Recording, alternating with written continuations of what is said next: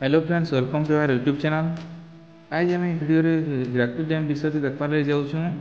Hirakud dam देखवार संगे संगे तार बारे किसी मजेदार कथा भी आम जानवा। तो चलो लेट नहीं कर भिडियो को स्टार्ट करवा। तो आज आम आस हीराकुद डैम आम पूरा फैमिली संगे।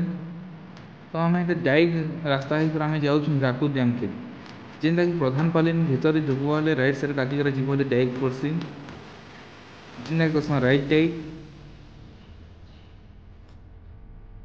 प्रधान पाली छक लगभग 2-3 किलोमीटर हवा आम ये पहुँची गलु न हीराकुद डैम पासके। हीराकुद डैम जेनटा कि आम लंगेस्ट डैम कहुसी। Hirakud dam is longest earthen dam in all world. Hirakud dam माटी बंध हिसाब से सब बड़ बंध है। सारा पृथ्वी सब बड़ माटी बंध होचे हीराकुद डैम जेनटा कि आम ओडिशा रे अच्छे। ओडिशा संबलपुर डिस्ट्रिक्ट रे ही अच्छे।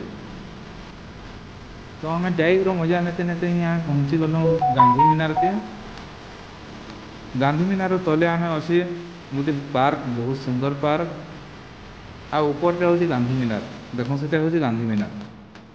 ये गांधी मीनार जीवार लगे हमके रोपवे रे जी पार्मा या फिर आम पहाड़ के किंदरी कर चली चली भी जाइए या फिर गाड़ी मटर भी जाऊँगी।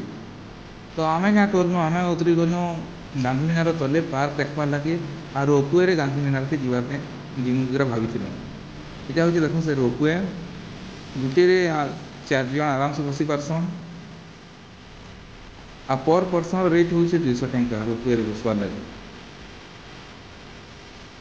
फास्ट आम जिते पार्क ने उतरनु से गाड़ी पार्किंग लगे 50 टका पहले नेसन सेरा आउ तार पार्क रे एंजॉय करते करते आसना रोपवे पकड़ कर आम जाऊँ गांधी मीनार के मीनार ऊपर के।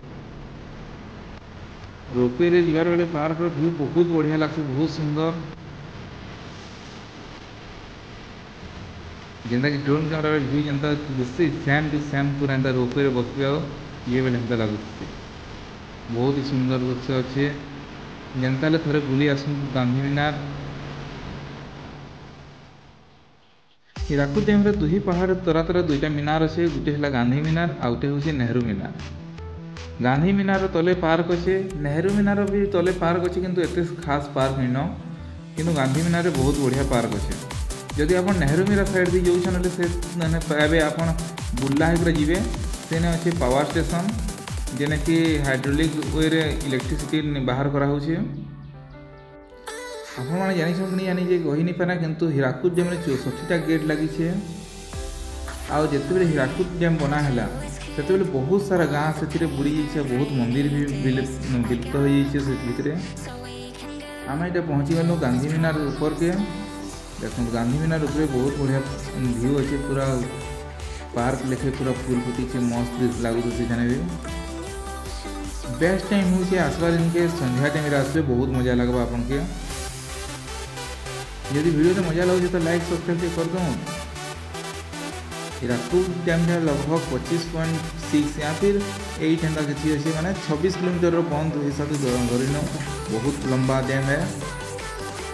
हीराकुद डैम लगभग 200 फुट गहरा अच्छे। यहाँ स्टार्ट होता 1957 मसीहा।